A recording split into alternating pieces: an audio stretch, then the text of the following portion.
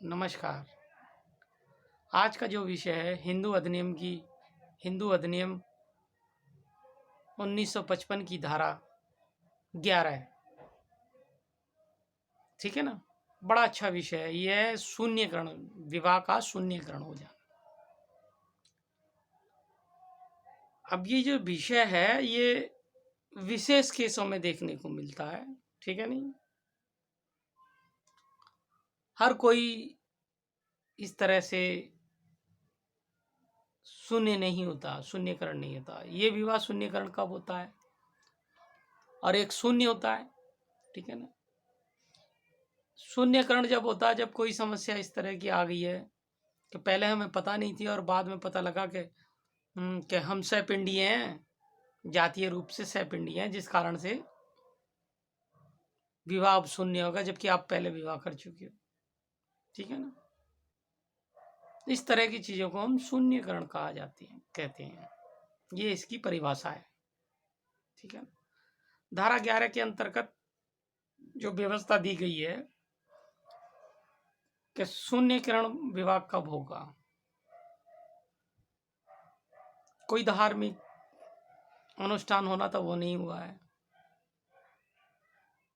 ठीक है ना?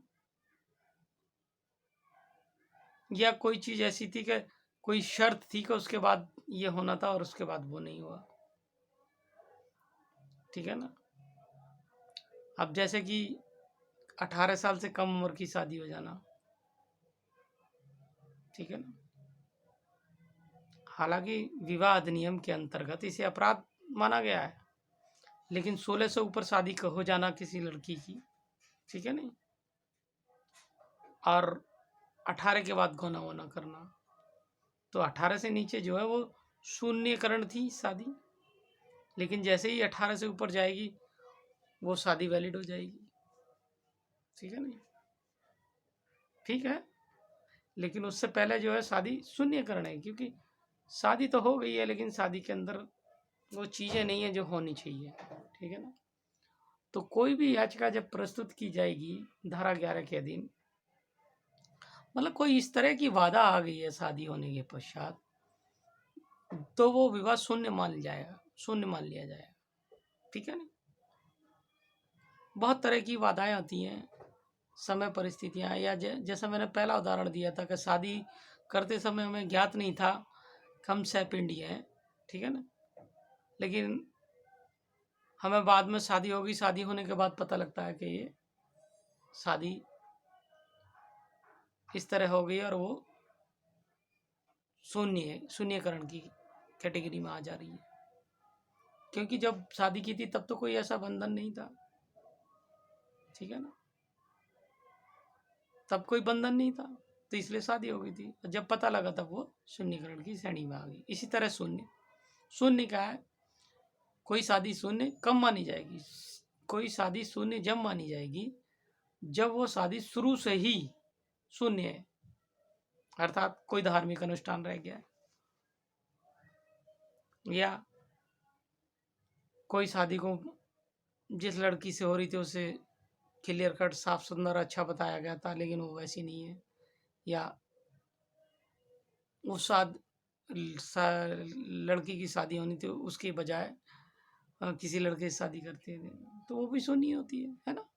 इस तरह की जो चीज़ें होती हैं वो शून्यकरण मान ली जाती हैं, या कानूनी रूप से जिनका पूरी रूप से व्यवस्थित नहीं हो रही, तो वो शून्य और या शून्यकरण में चीज़ें आ जाती हैं। जब शादियां शून्य और शून्यकरण में आ जाती हैं तो दो धारा, हिंदू अधिनियम 1955 की धारा 11 के दिन इन सब में याचिका प्रस्तुत की जाती है। ठीक है ना? और मान्य न्यायालय के द्वारा उपयुक्त मामलों को विचारण किया जाता है, और जब विचारण के उपरांत सब चीज़ें ठीक होती हैं और लगता है कि ये वास्तव में मैरिज शून्य है, एज के आधार पर के और कोई अन्य बीमारी के आधार पर या फिर अन्य कोई इस तरह का चीज़ है, तो वो मैरिजें शून्य घोषित कर दी जाती हैं। क्योंकि मान्य न्यायालय के क्षेत्र अधिकार के अधीन इस तरह के वाद हेतु का उत्पन्न होते तो ये सब कार्रवाइयाँ की जाती हैं। नमस्कार।